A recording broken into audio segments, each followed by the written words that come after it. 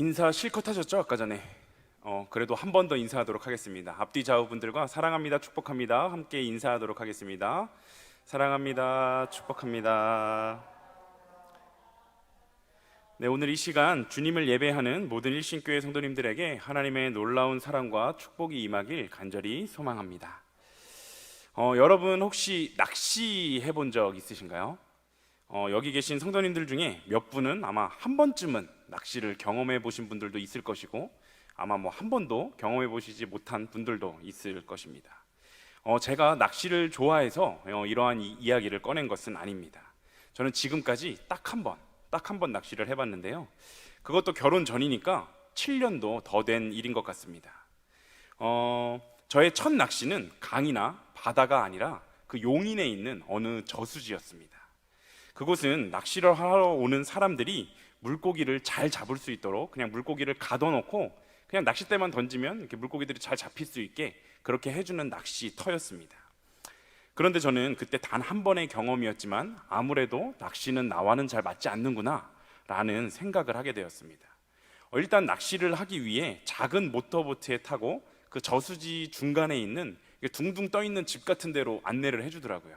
그래서 거기 안에 들어갔는데, 일단 다음 날 우리가 지정해 놓은 그 시간까지는 그 밖을 나갈 수가 없으니까 뭔가 갇혀 있는 느낌도 들고 오히려 답답한 느낌이 좀 들더라고요.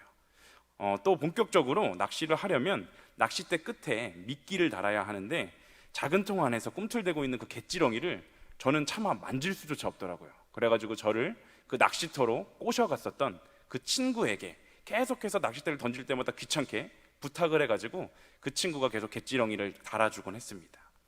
난관은 그것뿐만이 아니었습니다. 저는 좀 활동적인 것들을 좋아하고 좀 활동적인 스타일인데, 그 낚시터에서 그냥 가만히 앉아가지고 언제나 오려나 하면서 기다리고 있었더니 그것도 저에게는 꽤나 큰 곤욕이었습니다.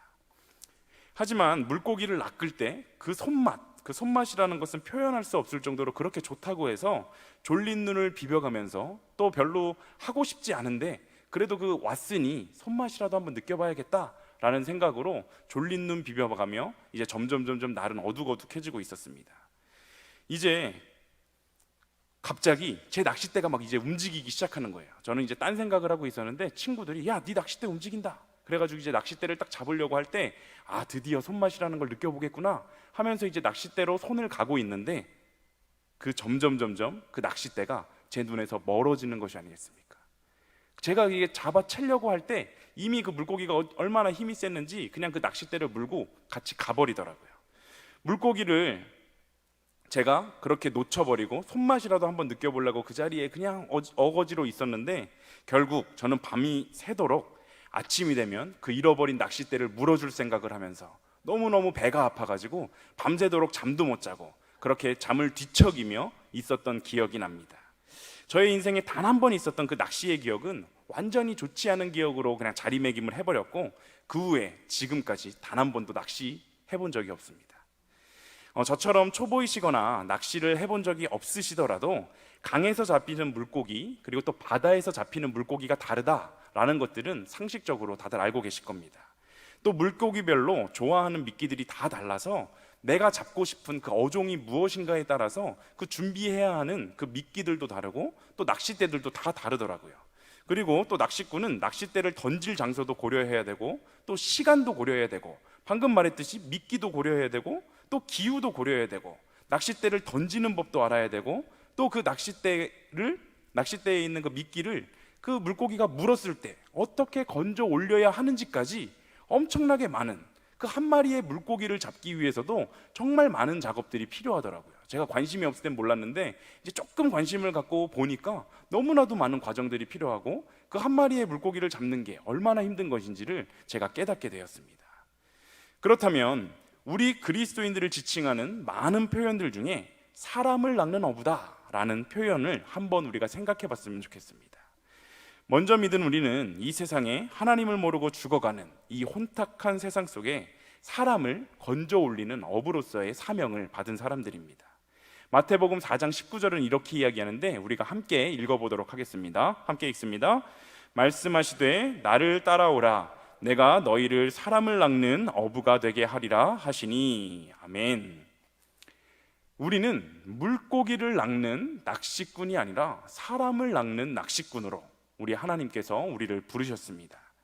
그런데 앞서 말씀드렸듯 그 한 마리의 물고기를 낚기 위해서도 이렇게 엄청나게 많은 노력과 또 엄청나게 많은 그 숙련된 기술들이 필요한 것을 보았습니다.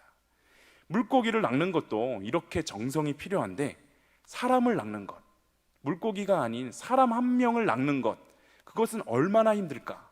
새삼 제가 느끼게 되었습니다. 급변하는 세상 속에서 우리의 복음 전달 방법도 그에 따라 발맞추어 변화되어야 합니다. 낚시꾼이 장소에 따라 또한 어종에 따라 다른 미끼를 준비하듯이 사람을 낚는 어부인 우리들마저도 꼭 그렇게 해야 합니다. 코로나19로 어려운 상황 가운데도 우리 교회는 끊임없이 그때그때 방법을 변화시켜가며 복음을 전하기에 힘을 썼습니다. 우리는 열심히 하나님의 복음의 씨앗을 뿌렸고 이제 그것을 싹 틔우시고 꽃 피게 하시고 열매 맺게 하시는 분은 하나님이심을 우리가 분명하게 믿으며 나아가고 있습니다. 그런데 우리의 전도는 교회에서 그냥 전도대 모이는 그 시간에서 끝이 나면 안 됩니다. 가장 좋은 복음 전달 방법, 과연 가장 좋은 복음 전달 방법은 무엇일까요?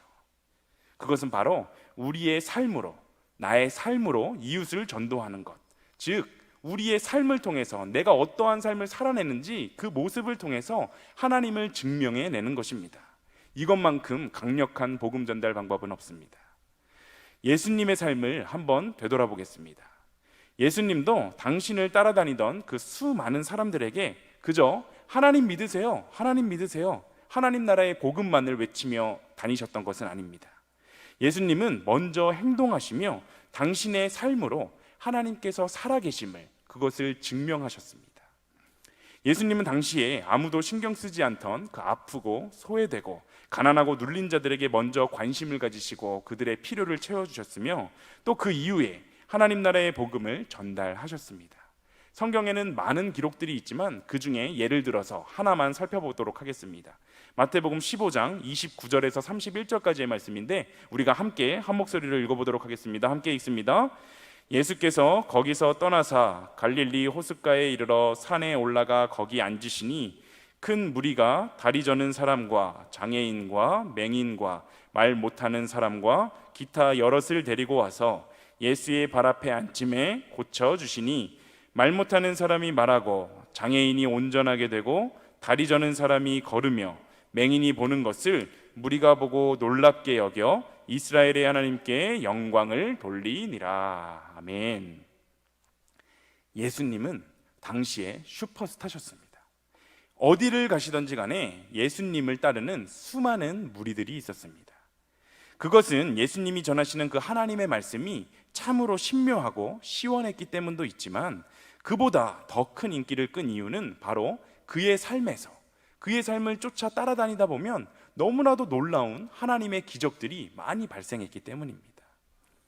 함께 읽은 마태복음 15장 29절에서 31절에도 예수님이 갈릴리 호숫가에 이르러 산에 올라가 거기 앉으시니 큰 무리가 그를 쫓았다라고 말하고 있습니다. 그 무리 중에는 다리 저는 사람, 장애인과 맹인과 말 못하는 사람 등 많은 사람들이 있었는데 예수님은 복음을 전하기에 앞서서 그들을 발 앞에 앉히시고 그들의 병을 먼저 고쳐주셨습니다. 예수님의 이러한 놀라운 행동을 본 무리들은 놀랍게 여기고 이스라엘의 하나님께 영광을 돌렸다라고 말하고 있습니다. 이렇듯 한 사람을 주님께로 인도하는 것은 말로만 이루어지는 것은 아닙니다. 예수님의 놀라운 행동 하나하나가 그 한마디의 말보다 더욱더 강력한 힘을 가졌던 것처럼 하나님을 믿지 않는 주위에 있었던 무리들, 그 예수님의 놀라운 행동, 놀라운 기적들을 보며 하나님께 영광을 돌리게 만들었습니다. 이렇듯 하나님을 믿는 사람들의 행동, 바로 우리의 삶으로 증거하는 하나님의 놀라운 일들이 가장 좋은, 가장 강력한 이웃들에게 전도하는 방법이 될 수 있는 것입니다. 하나님을 믿건 안 믿건 간에 상관없이 모든 인생에는 어려움과 고통의 문제가 찾아옵니다.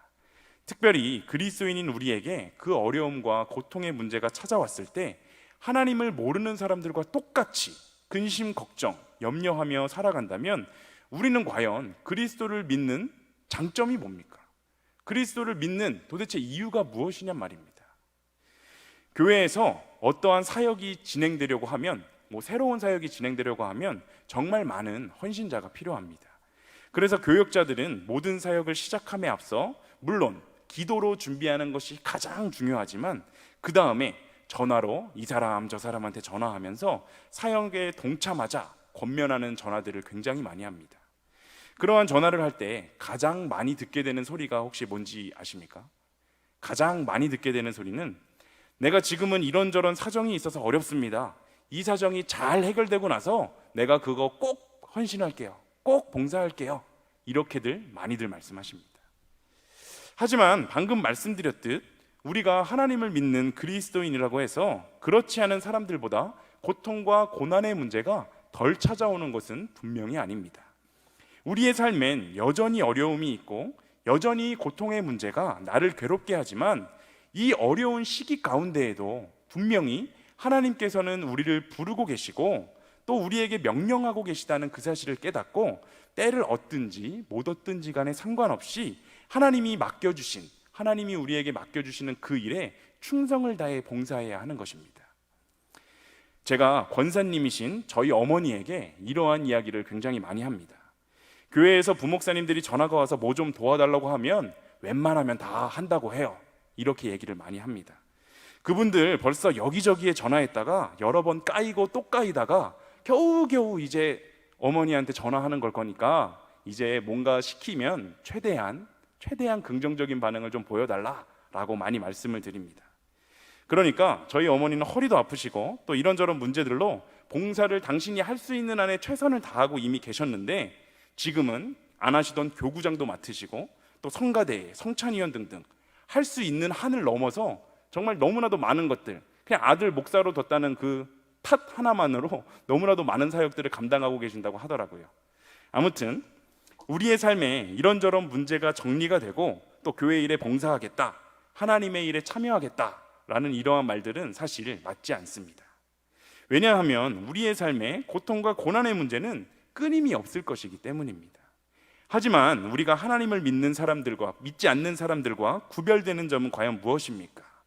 바로 우리의 삶에 끊임없이 고통과 고난의 문제가 찾아온다고 할지라도 우리는 그 문제에 눌려서 쓰러져 버리는 것이 아니라 우리와 함께 하시는 그 하나님의 능력을 힘입어서 그 모든 문제들을 능히 이겨낼 수 있는 것이 아닙니까? 변함없이 언제나 신실하신 우리 주 하나님은 언제나 우리를 지키시고 우리와 동행하시는 분이십니다. 이사야 41장 10절은 이렇게 이야기합니다. 우리가 함께 읽겠습니다. 두려워하지 말라, 내가 너와 함께함이라. 놀라지 말라, 나는 내 하나님이 됨이라. 내가 너를 굳세게 하리라. 참으로 너를 도와주리라. 참으로 나의 의로운 오른손으로 너를 붙들리라. 아멘. 우리는 이 세상을 살아가면서 두려워하지도 또한 놀라지도 말아야 하는 이유는 오직 하나님께서 우리와 함께 하시기 때문입니다. 우리가 있는 그곳이 어디든지 우리의 상황이 어떠하든지 상관없이 하나님은 언제나 변함없이 우리와 함께 하십니다. 하나님은 우리를 굳세게 할 뿐만이 아니라 우리를 도와주시고 의로운 오른손으로 우리를 붙드십니다.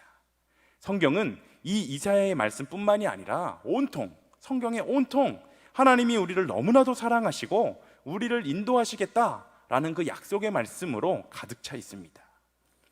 이 죄악 많은 세상, 또 다양한 어려움들이 있는 시대이지만 우리는 더 이상 두려워해야 할 것도 근심해야 할 것도 없습니다.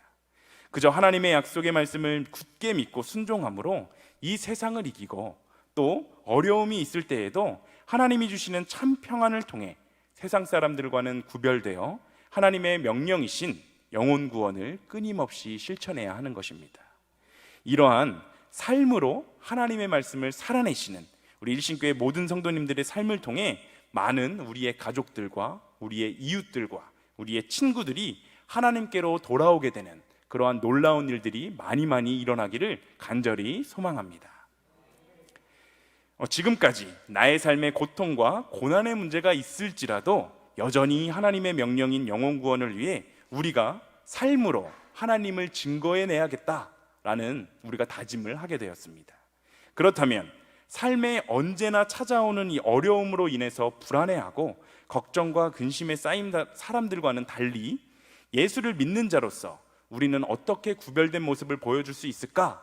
오늘 본문의 말씀을 통해 우리가 한번 살펴보도록 하겠습니다. 오늘 본문은 사도행전 27장의 하반부입니다. 본문은 엄청난 두려움과 공포의 상황 속인데, 그러한 상황 속에서 하나님을 믿고 따랐던 바울과 또 예수를 믿지 않았던 사람들의 그 대처가 아주 명확하게 구별이 되어서 나타납니다. 사도행전 27장은 바울이 미결수의 신분으로 로마로 이송되고 있는 과정을 보도합니다. 그런데 바울이 로마로 이송되는 그 도중에 문제가 발생하게 되는데요, 배가 원하는 목적지로 가는 것이 아니라 풍랑으로 인해서 이리저리 포로하기 시작했던 것입니다. 특별히 본문 27절을 보면 열 나흘째 되는 날 밤에 라는 표현이 나오는데, 배가 이리저리 표류하기를 벌써 14일, 벌써 2주나 그렇게 표류했다는 것입니다. 정말 끝이 보이지 않는 그 망망대해 속에서 어디로 가는지 모르게 표류한 지 2주나 지났다는 것, 우리가 감히 상상할 수 없을 조차 엄청난 공포심에 휩싸였을 것입니다. 오늘 본문 33절과 34절을 우리가 함께 읽어보도록 하겠습니다. 함께 읽습니다. 날이 새어가매 바울이 여러 사람에게 음식 먹기를 권하여 이르되 너희가 기다리고 기다리며 먹지 못하고 줄인 지가 오늘까지 열 나흘인즉 음식 먹기를 권하노니 이것이 너희의 구원을 위하는 것이요 너희 중 머리카락 하나도 잃을 자가 없으리라 하고. 아멘. 바울과 함께 배에 타고 있었던 그 사람들은 벌써 14일째, 벌써 2주나 그냥 망망대해에서 표류하고 있는 중입니다. 하나님을 믿지 않고 이런저런 자신들의 신을 믿었던 사람들은 어떠한 이유에서였는지는 모르겠지만 나름대로 이 고난과 어려움의 순간이 얼른 지나갈 수 있도록 하기 위해서 2주 동안 뭔가 금식하며 그 자기들이 믿는 신에게 기도했던 것으로 보입니다. 하지만 지금 이 상황은 어떻습니까? 그들의 간절한 바람에도 불구하고 14일이 지나는 동안 그들의 그 앞에 너무나도 희망이 보이지 않는 상황입니다. 죽음의 공포가 그들 앞에 들이우고 엎친 데 덮친 격으로 그 14일 동안 굶었었던 그 금식이 그들을 더욱 버티기 힘들게 만들었습니다. 그 상황에서 바울은 함께 읽은 본문 33절과 34절에서처럼 여러 사람들에게 음식 먹기를 지금 권하고 있습니다. 지난 14일 동안 계속 마음을 졸이면서 아무것도 먹지 못하고 굶고 지낸 사람들에게 음식을 먹는 것이 너희의 구원을 위하는 것이고 결국 너희 중에 머리카락을 잃을 자가 한 명도 없다라고 담대하게 선포하고 있는 것입니다. 오늘 본문에 앞선 27장 23절과 24절은 보면 바울은 이렇게 이야기합니다. 우리가 함께 읽겠습니다. 내가 속한 바 곧 내가 섬기는 하나님의 사자가 어젯밤에 내 곁에 서서 말하되 바울아 두려워하지 말라. 내가 가이사 앞에 서야 하겠고 또 하나님께서 너와 함께 항해하는 자를 다 내게 주셨다 하였으니. 아멘. 하나님께 붙들린 삶을 살았던 바울은 기도하는 중에 분명히 하나님께서 이 고난을 이길 수 있게 해주시겠구나 라는 확신에 찬 기도의 응답을 받게 됩니다. 그러므로 바울은 그들에게 담대하게 선포할 수 있었던 것입니다. 이후 바울은 35절 떡을 가져다가 모든 사람 앞에서 하나님께 축사하고 떼어 먹기를 시작합니다. 바울의 이러한 확신에 찬 담대한 행동은 모든 사람들에게, 그 배 안에 있었던 모든 사람들에게 용기를 주었고 또 굶주림에 그 시달려왔던 사람들은 안심하고 음식을 받아 먹기 시작했습니다. 14일 동안이나 표류하는 배 안에서 한편으로는 죽음의 공포에 또 다른 한편으로는 굶주림에 아주 시달리고 있었던 그 사람들은 안심하고 음식을 받아 먹고 또 이제 편안한 마음을 갖게 된 것입니다. 이러한 행위는 그들이 바울을 믿고 의지하게 되었다는 것이고 바울뿐만이 아니라 바울이 믿고 따르는 그 예수 그리스도까지 인정하며 그 예수 그리스도를 진정으로 따르게 되었다는 것을 의미합니다. 결국 바울과 함께 배에 타고 있던 모든 사람들은 무사히 육지에 상륙하게 되었습니다. 바울이 로마로 압송되는 배 속에서 발생했던 이 위기는 분명히 바울에게도 생명의 위협이고 정말 큰 두려움이었을 것입니다. 왜냐하면 바울도 우리와 똑같은 사람이었기 때문입니다. 하지만 바울은 인생 속에서 고난과 위기가 찾아왔을 때 자신의 힘과 방법으로 이겨낸 것이 아니라 하나님께 즉각적으로 기도하고 하나님을 의지하여서 그 고난과 위기를 극복하는 사람이었기 때문입니다. 우리 각자의 인생에도 많은 위기들과 고난들이 있지만 여러분들도 너무나도 잘 아시다시피 바울의 삶에는 너무나도 많은 위기와 어려움들과 또 목숨을 잃을 뻔한 일들도 너무나도 많았습니다. 하지만 바울은 하나님에 대한 믿음과 또 하나님의 보호하시는 그 은혜로 수많은 위기들을 극복하며 잘 지낼 수 있었고, 그것을 통해 우리도 바울과 동행하셨던 그 동일하신 하나님을 우리가 믿고 따르기 때문에 우리도 이 세상의 고난과 위기 앞에서 쓰러지는 것이 아니라 얼마든지 극복하고 이겨내어서 하나님 앞에 한 발짝 더 다가갈 수 있겠구나 라는 확신을 우리가 가질 수 있는 것입니다. 시편 119편 71절은 이렇게 이야기합니다. 고난당한 것이 내게 유익이라, 이로 말미암아 내가 주의 율례들을 배우게 되었나이다. 아멘. 시편 기자는 지금 고난당한 것이 나에게 유익이다 라고 말하고 있습니다. 그 이유는 이로 말미암아 내가 주의 율례들을 배우게 되었다 라고 말합니다. 바울 역시 그렇습니다. 바울은 미결수의 신분이었지만 결국 그 미결수라는 것은 죄인이었다는 것입니다. 그 죄인의 신분으로 로마로 강제로 끌려가고 있던 바울은 예기치 못한 큰 풍랑인 그 고난을 맞이하게 됩니다. 목숨까지도 잃을 수 있는 그 상황에서 그는 하나님만을 의지하였고, 그랬을 때 하나님께서 안전하게 섬에 이르게 해주시겠다는 확실한 응답을 받은 바울은 담대하게 많은 사람들에게 그 사실을 선포합니다. 그 배에는 백부장도 또 선장도 선원도 또한 군인들도 있었지만 결국 바울은 죄인임에도 불구하고 그 배 안에서 가장 영향력 있는 사람이 되었습니다. 바울뿐만이 아니라 바울이 믿고 따르는 예수 그리스도도 사람들에게 인정을 받고 영향력을 발휘하게 된 것입니다. 고난은 너무나도 아프지만 하나님을 의지함으로 지혜롭게 헤쳐나가기만 한다면 그 고난은 분명히 우리에게 유익이 될 수 있습니다. 우리를 창조하시고 우리를 너무나도 사랑하시는 하나님은 언제나 우리가 행복하기를 원하시는 분입니다. 하나님은 당신이 사랑하는 자, 곧 당신의 뜻대로 부르심을 받은 우리들에게 절대로 이유 없는 고난을 안겨주시는 분이 아니십니다. 그럼에도 불구하고 우리에게 고난과 고통의 문제가 찾아왔다면 그것은 분명히 그것을 통하여 우리에게 커다란 복을 내려주시기 위한 것임을 기억해야 합니다. 히브리서 12장 11절은 이렇게 이야기합니다. 우리가 함께 읽도록 하겠습니다. 무릇 징계가 당시에는 즐거워 보이지 않고 슬퍼 보이나 후에 그로 말미암아 연단받은 자들은 의와 평강의 열매를 맺느니라. 아멘. 하나님은 당신을 믿는 성도들의 고난을 단번에 없애주시거나 해결해 주시지 않고 고난 가운데 함께 하시며 우리들과 동행하시며 그 고난을 이겨낼 수 있는 힘을 허락하십니다. 혹시 지금도 내가 가지고 있는 고통의 문제 속에서 몸부림치시면서 왜 하나님은 나의 기도를 들어주시지 않을까? 왜 나의 고난을 제거해 주시지 않을까 고민하며 하나님에 대한 그 믿음이 약해져 가는 분이 혹시나 있으시지는 않으십니까? 우리가 하나님의 손을 놓아버릴 수 있을지는 모르겠지만 하나님은 결코 우리의 손을 놓지 않으십니다. 요한복음 15장 5절은 이렇게 이야기합니다. 나는 포도나무요 너희는 가지라. 그가 내 안에 내가 그 안에 거하면 사람이 열매를 많이 맺나니 나를 떠나서는 너희가 아무것도 할 수 없음이라. 아멘. 그렇습니다. 우리의 주님은 포도나무이시고 우리는 그 포도나무에 붙어있는 가지입니다. 포도나무에 붙어있는 가지가 그 나무에서 떨어져 나와서 살 수가 있겠습니까?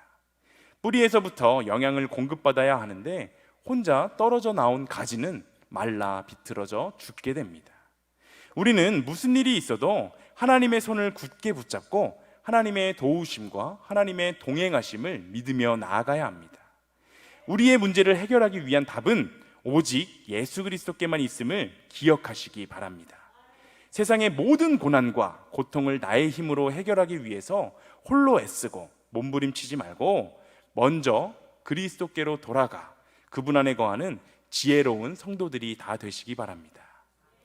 그리하여 수많은 고통과 고난의 문제 속에서도 하나님이 이 고통을 통해 나에게 주시는 그 메시지를 발견하고 뒤따라오는 큰 축복을 기대하고 기도하며 넉넉히 문제를 이겨내시는, 또한 그러한 구별된 모습으로 주님을 모르는 이웃들과 가족들에게 본이 되는 삶을 살아내시는 우리 일신교회 모든 성도님들 다 되시기를 간절히 소망합니다. 오늘 말씀을 정리하도록 하겠습니다. 하나님을 믿고 따르는 그리스도인인 우리들이지만 인생의 여정을 지나다 보면 필연적으로 만나는 것이 고통과 고난의 문제들입니다. 이러한 고통과 고난의 문제는 하나님을 믿던 안 믿던 간에 찾아오게 되지만 그것을 헤쳐나가는 데는 크리스찬과 그렇지 않은 사람, 분명한 차이가 있어야 함을 우리가 다시 한번 오늘 생각해 보게 되었습니다. 크리스찬은 세상 속에 들어가서 믿지 않는 자들과 하나님을 연결해 주는 역할을 하는 사람들입니다. 그것은 오늘 함께 이야기를 나눴던 예수님, 또한 바울처럼 선하고 구별된 삶을 살아가는 것으로 그 하나님을 믿지 않는 사람들에게 영향력을 주어야 한다는 것을 의미합니다.